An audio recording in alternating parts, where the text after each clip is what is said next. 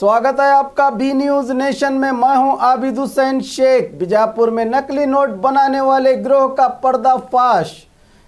बीजापुर शहर का बाहरी इलाका ख्वाजा अमीन दरगाह में मौजूद 3 शातिर नकली नोट बनाने वाले गिरोह का पता लगाने में एडिशनल एसपी शिव कुमार गुनारी के मार्गदर्शन से डीसीआईबी इंस्पेक्टर चंद्रकांत एलटी कामयाब रहे।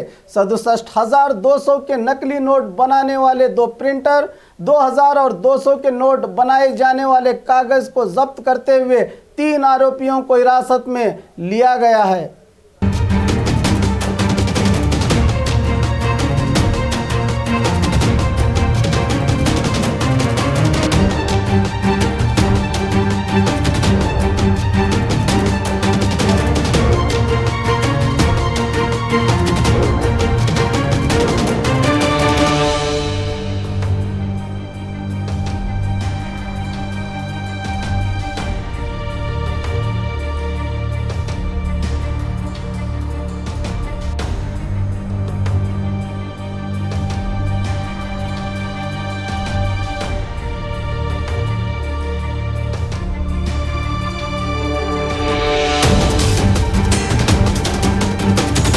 और खबरों के लिए देखते रहिए बी न्यूज नेशन।